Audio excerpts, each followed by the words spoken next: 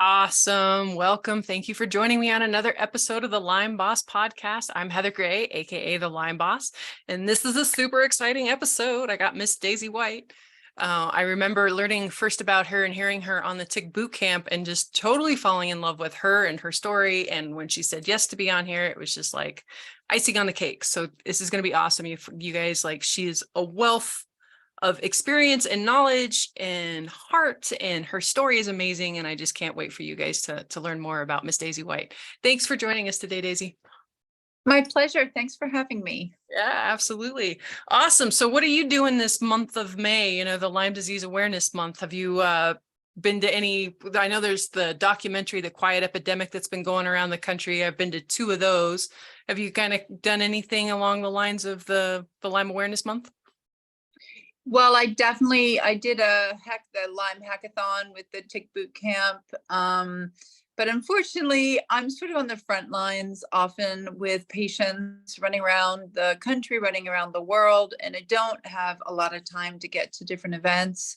I've been going to Seattle quite a lot with patients, and also going to the Orange County offices that I work with, and also in LA. So I've just been very busy helping people get well. That sounds incredible. So yeah, tell us, can you give us a little background on your story and why you got involved being a Lyme advocate and Lyme wellness to begin with? Because most of us in this field are there because we have a story to it, right? It's kind of a complex, complicated issue, that most people who don't deal with it firsthand usually don't get involved. So what's your story? So ultimately, I very much dealt with my own health issues. And I came from a very uniquely difficult upbringing with a very uniquely difficult family system. And so this is just the very summarized version, but I'll give you kind of the more nuts and bolts. I pretty much had to spend my life becoming healthy in all ways in order to be able to live the life that I want, because there was just no other choice for me. And in a way, I was sort of ordained to help myself and to help others based on the journey that I had to go through. I had a younger sister. We were born in the same year, 10 months apart. And sadly, my sister died at 48. And, she didn't necessarily have the same ailments as I did.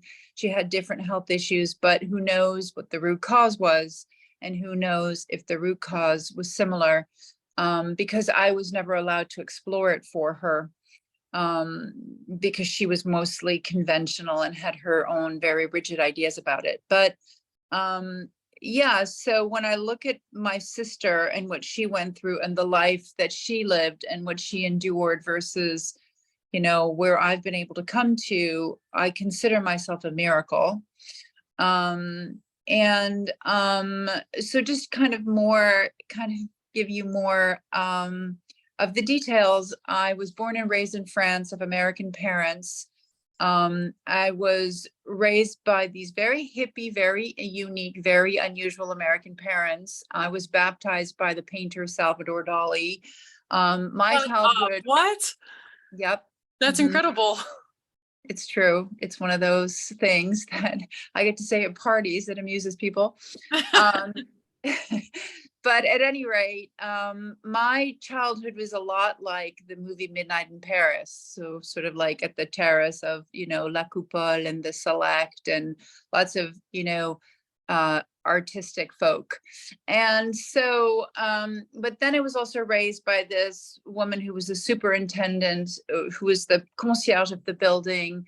And she was a sort of a peasant from Brittany. So we had this kind of jet set American hippie life contrasted by this woman who lived in one room and made us big baths in a big basin, and we would go to the bathroom in a chamber pot. So it was a very unique, contrasted childhood.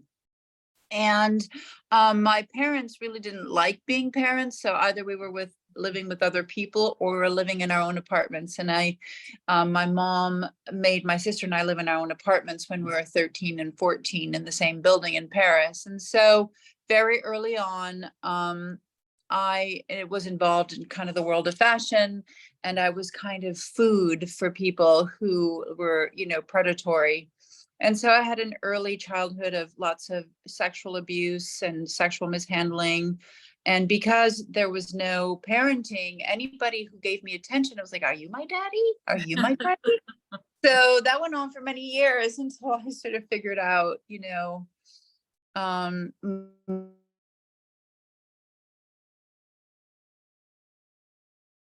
and I had a lot of health amounts, middle fillings, because that was what they did then. And I had chronic pyelonephritis. I had all kinds of kidney, bladder, all kinds of issues. And then because of the sexual abuse, I had salpingitis and lots of female kind of troubles very early on in life. And then as time progressed and my life went on, my health issues got more complex. When I was in college, I had gone to Africa, and when I came back from Africa, I had severe dysentery. Nobody knew what was wrong with me. I went to a mission hospital in Zimbabwe, and they handed me a bottle of Schweppes with some liquid in it, and they said, take this for your cough. And I said, well, I don't have a cough. And then, it just kind of unraveled, where then I was diagnosed with EBV, CFS, all the different things, given antidepressants, and it was just years and years and years of stuff that nobody understood. Even though I had gone to college in Vermont and lived in Locust Valley, Long Island, nobody kind of put any of it together. And then it wasn't until I was much older, I moved to Los Angeles, and I had all the metal taken out of my mouth, that things really deteriorated because the dentist who did the work really did a bad job and damaged all my teeth. And I'm going to put an icon on the desktop on that one. But prior to that, I went through a very harrowing and unique emotional journey where I think that I had to repeat my childhood trauma to become myself. So I went through a very interesting period where I became a high class call girl, where I traveled all over the world. And I think I had to go through that in order to understand the childhood that I had. I was busted in a high profile sting operation by the LAPD Vice Department. Whoa. And I testify against the madam that I worked with. And it was, a use immunity deal. And I was the star witness because I spoke English and French, and I was educated, and I'd been to Bennington, and they're like, how come this woman, is so smart? And so it was very interesting because when I was on the witness stand, I was afraid to be me. I wore a dark wig and thrift store clothing, and I was crying, and they kept asking me questions. And I had an attorney standing next to me who was not part of the trial, but he was my attorney. And I kept speaking with him, and they kept asking me again and again, like, when was the first time that you prostituted yourself? And I would whisper to my attorney, and they didn't like that so much. So then they went into chambers, and I have the full court transcript where my attorney was, sort of fighting for me, and they said, she has to answer the questions, you can't answer for her. She has to answer the questions. And he said, well, the problem is you keep asking her this question about when was the first time that she committed an act of prostitution. And she keeps saying she was 12 and 13. And the whole room was like, oh, we don't want her to say that. She's going to be so sympathetic, and none of that's 13-year-old girl stuff, and so anyway, I had an epiphany when I was on the stand that it was time for me to tell the truth about my life, and that it was time for me to shed some light onto parts of humanity that were misunderstood or not understood. And so when I went home that night, I had a deep, long talk with myself, and I came back the next day with my bright blonde hair and my beautiful own clothing. And I walked in and I said, okay, I'm ready. And everybody in the courtroom did a double take, and they're like, wow, are you feeling better? And I said, yes, I'm feeling a little bit more like myself. Thank you. And then I won the jury, and I won the court, and basically, made a stand for, I was essentially a pawn and a witness for, the DA. And then I also had multiple epiphanies throughout my life thereafter that I was tired of being a pawn for anyone, that I was tired of being commodified, used. And so I dedicated my life to helping people heal, to helping people not be commodified, to helping people understand that they can have a voice, whichever minority or whichever community they belong to. And Lyme disease happened to be one of them because I discovered that I had Lyme disease myself after meeting Dietrich Klinghardt, who's a dear friend and mentor. And he looked at me after I had all my teeth mess and I'd had multiple miscarriages. And I wrote a one-woman show parenthetically about my life where I play 38 characters, where I tell the story. And I met my husband, who's this wonderful human being. I mean, he's just the dearest person. And I always say he literally lit up my life because he did the lights for my show. Um, and now I've lost my train of thought because that always makes me so happy to talk about my husband. But I love seeing your guys' family pictures too. Like you get it's adorable, like, especially knowing your past, because like I said, I've heard part of your story before. And that's why I connected with you so much, is because I had early childhood trauma, sexual trauma, then became a stripper. yeah, so you understand. Yeah, I had the teeth stuff. I had the miscarriages. Like there was so many things. Every time you would talk, I was like, "Oh my God, that's me!" It's like we were separated. Yeah. At birth. But Mhm. but thank you for your vulnerability and bringing that up. And then, like I said, it was It's actually the first time on a Lyme podcast where I've told the whole story, to be honest with you. I'm kind of a virgin of telling the story in the Lyme world to you, because to be honest and to be completely transparent and completely vulnerable, many people have made me very wrong for my past and for my history. I've come to a place in my work and the work that I do with patients and in the community where I've learned to really love and honor the work that I do, and love and honor myself for everything that I've come through, in spite of the fact that sometimes, Lyme is a complicated community, that people have tried to, attach me in some way to my history to frame me in some particular way that is just not true.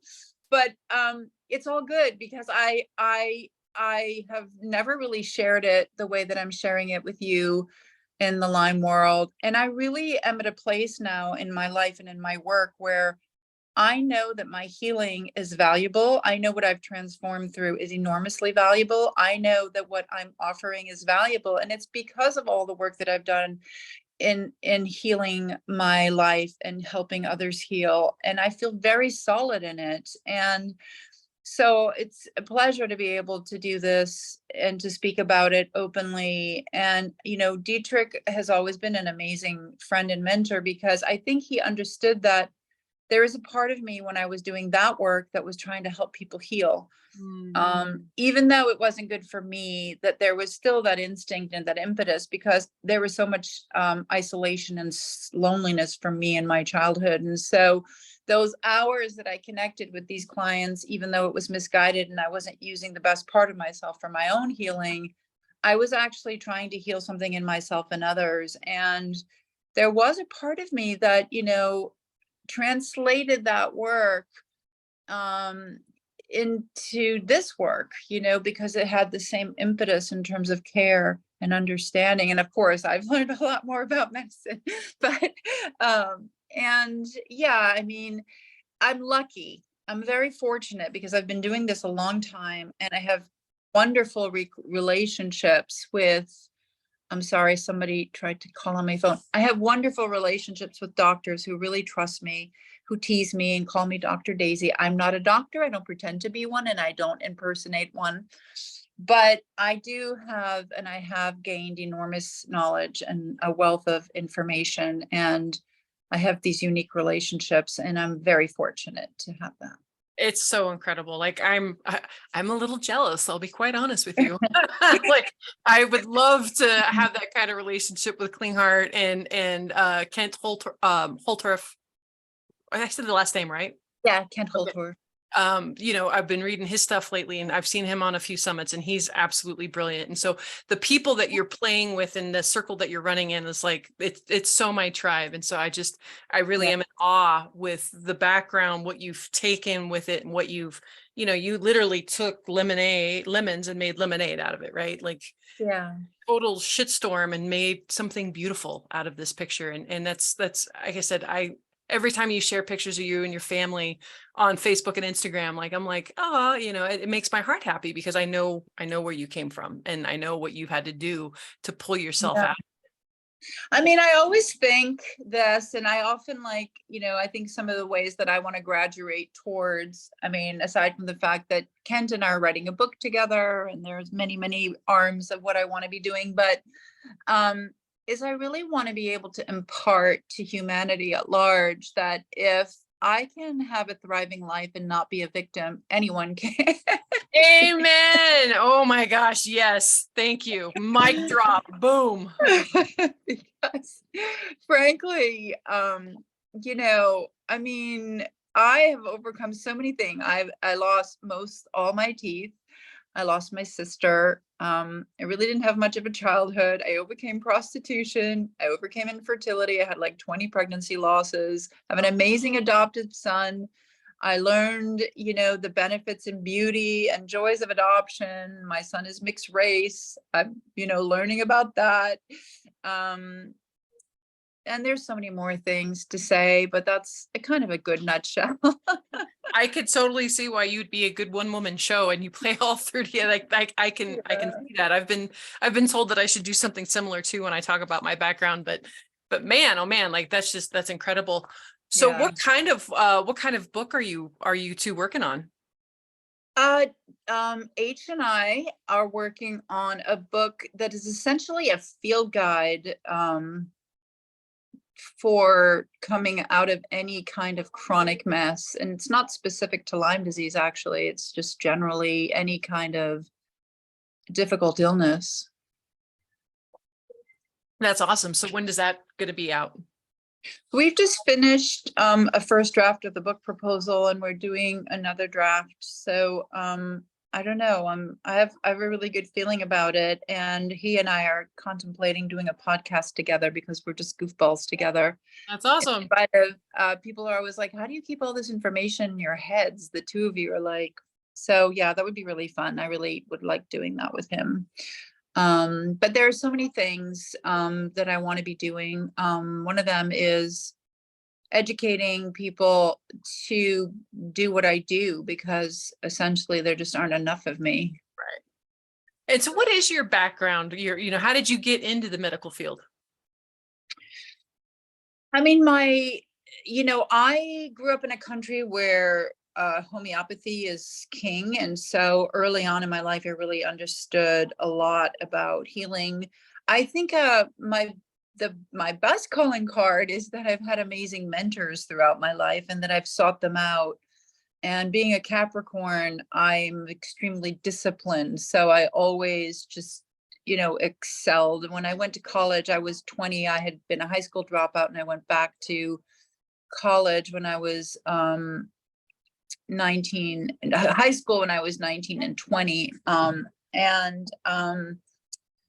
So I always wanted to know more. I also, because I had been objectified so early on and been in the modeling world, I wanted to have an education. I wanted my brain to be utilized, because I felt a lot of times when I was young that I was just kind of a face, that I was just, kind of like an ornament, and it really disturbed me. I was not comfortable in that role. So I found I was constantly looking for ways to gain more knowledge, seek more knowledge. And then, when I met Dr. Klinghardt as a patient, I had several pregnancy losses, and I'd had a lot of difficulty with my teeth.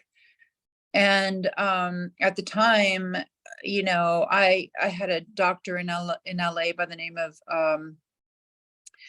of it's escaping me at the moment. But anyway, my dear friend, he's a good friend, Dr. Haven't seen him in a while. It'll come to me. Anyway, and he was like, look, if I had your issues, I'd go see Klinghardt. I'm like, huh, who's that? So I mostly went to see Dietrich for miscarriages and dental problems. And then he looked at me and he said, you have Lyme disease. I'm like, what's that? Why am I here?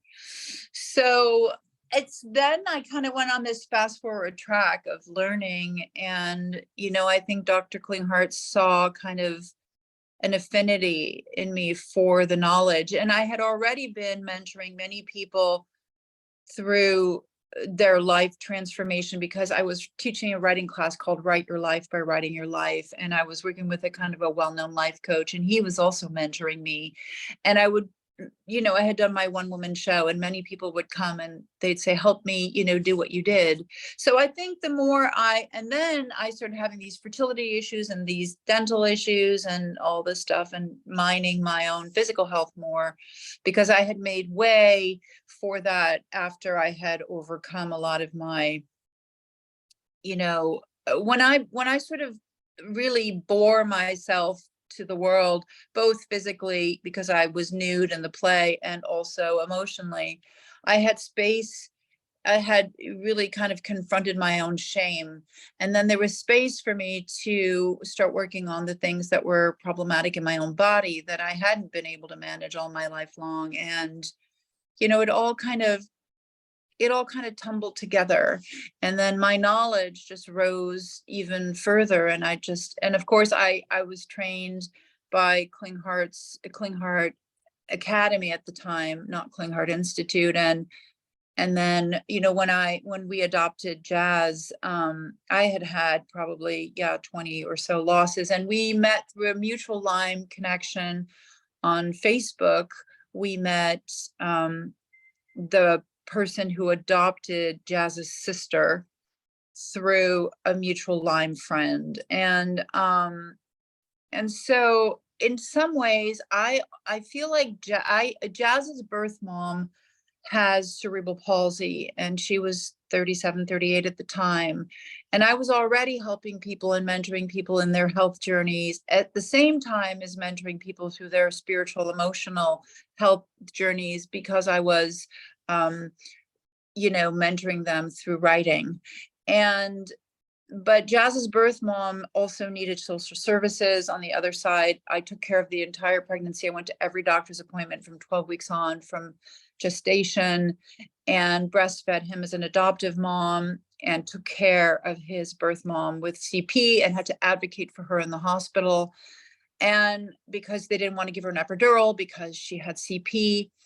And I always feel like Jazz's entry into our lives kind of propelled my ability and my mission to help others. Like, he knew that I was meant to do that. And so I thought I'd spend home, time and do more work with my family and be home with my son and my husband, but that wasn't the plan. I then, 3 months after his birth is when I met Yolanda, and then I ended up, on The Real Housewives with her and writing the book, and that the rest is history. What an incredible story. I've heard it once before, and this was obviously a little bit more in depth, but I'm still just in awe. Like, you made me speechless, which is really hard to do. So pat yourself on the back, Miss Daisy. I'm like, where do you go from there? Like, so what's lighting you up these days? I mean, so you said that you're working on a book with Dr. H. Like, what other irons in the fire do you have got going on right now? Well, I happen to have a really, really big client load at the moment. So that's, many big irons.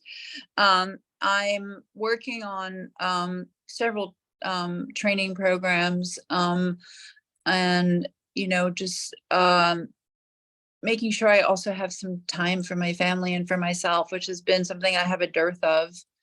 And I'm also continually working with new practitioners and learning new things, which is one of the things I'm most passionate about. Of late, I've been working amazingly with this amazing practitioner named Tato Vakaitis, whom I sort of met more readily in the biohacking world. But anyway, Dr. Klinghardt knows about him as well. And so I've had a lot of patients work with him. He does a particular type of stem cell treatment, and he's totally awesome. And so are his staff. And, I also I'm still, not 100% where I want to be. I had a dental surgery, as you well know, in December. I have 15 implants. One was not able to be placed, so I'll have 16. I have 15. And I still have temporaries in my upper jaw, as well as I need an implant placed down below because I had such a bad, periapical cyst and margin around that tooth. It couldn't be placed in December. And I have a lot of symptoms still from my dental problems that I haven't fully, managed or solved. But I'm on a longer dental plan than the average person. I probably have an honorary dental degree. I think Josephine and Dr. Volz would agree. But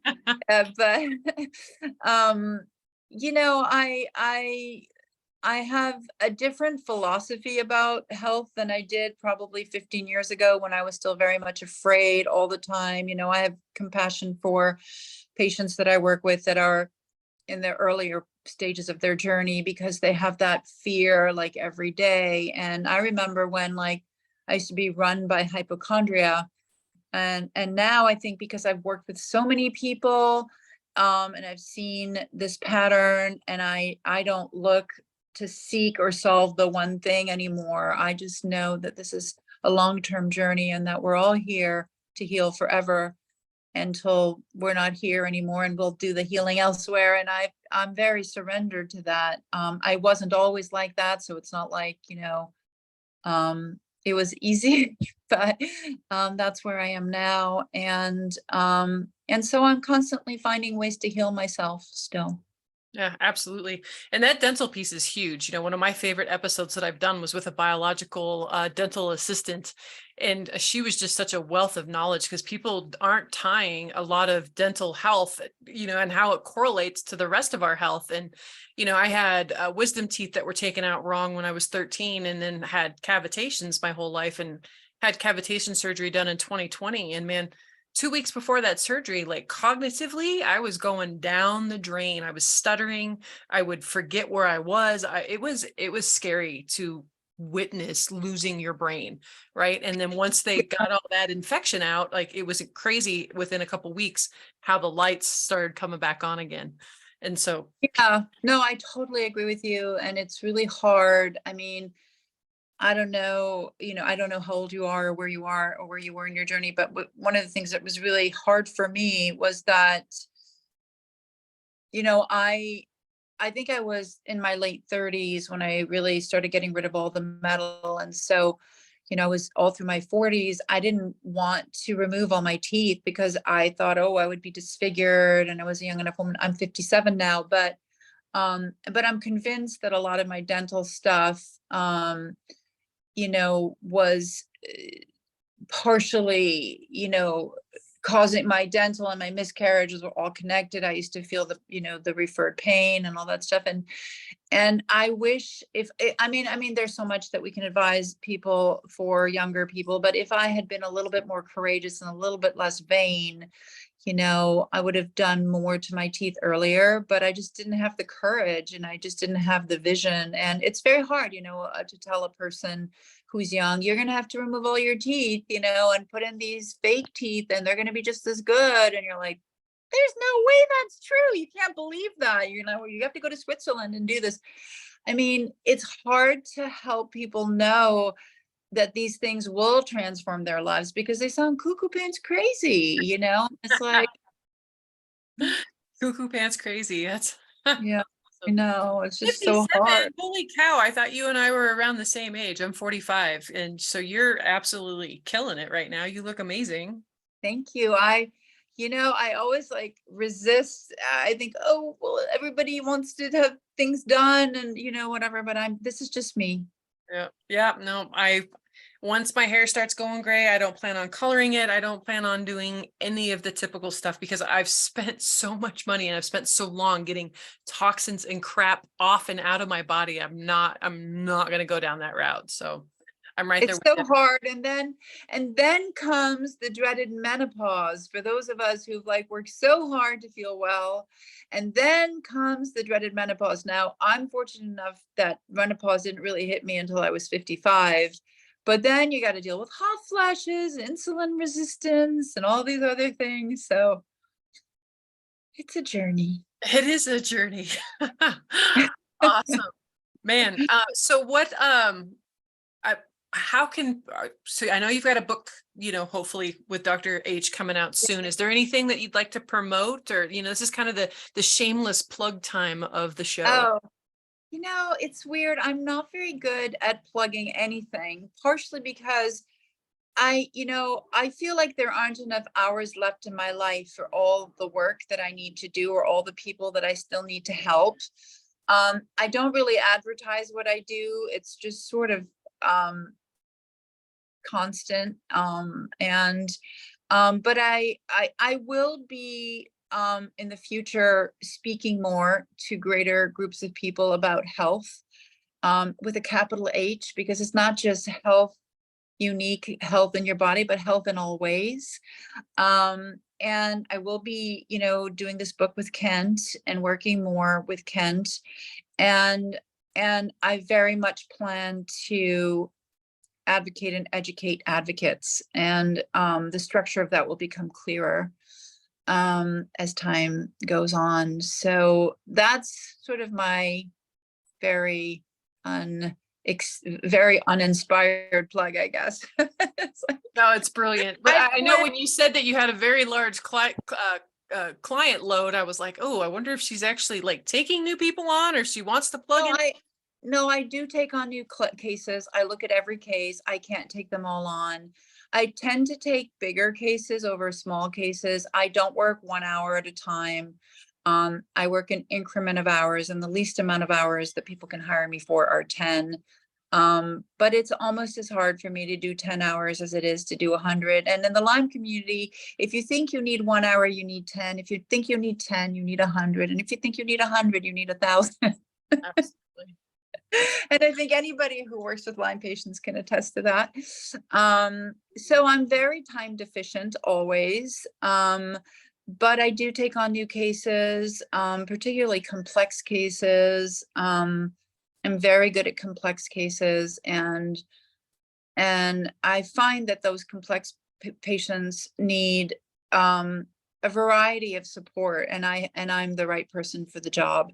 So I do look at all cases, and I'm happy to. I'm very good with. I've done a lot of really good work in the last several years with the comorbidity of Lyme, PANS, Morgellons, and it's very hard for people who have those combination cases. And I don't even like to say Lyme disease anymore, as I'm going to tell the LymeBoss this. Let's just call it spinach. Absolutely. Because it's just so complex. Yep. And the names become less and less relevant as we move on, and it's looking at all of the pathogens and the variant versions of pathogens. And then sometimes I think if I can educate a family about the different types of pathogens, the different types of toxins, the different types of organ systems, maybe that's enough for them to be able to understand how they can manage their health for the rest of their lives. Because when we talk about what drives things and occult infections and occult issues, not spooky, but underlying, then we're really making a difference in people's lives. So absolutely. So yeah, thank you. So how can people find you? How can people get a hold of you? So on Instagram, pretty visible on Instagram, Anne April Daisy. My name is April Daisy White. So I am Anne April Daisy, even though I go by Daisy. So an April Daisy. I was conceived in April by hippie parents. So I'm an I love it. That's awesome. That's my Instagram account. But you can also find me on Facebook, April Daisy White. And I'm fairly easy to find. People tend to find me easily. And I have a website, daisywhite.com. And you can find me there and send me a message. And I read everything. I look at everything. I consider every case. It's hard for me to take on the smaller ones, but I do my best. And so thank you so much for talking to me about everything. And I'm just really grateful to be able to make a little bit of a difference for humans that are struggling with their humanity. Huge difference, sister. Thank you. I know how time deficient you are, and I appreciate you taking the time to be on here today. And it was funny. My May schedule was already kind of full with the Lyme folks, but I've got to find a way to sneak this one out this month because it's just too damn good not to.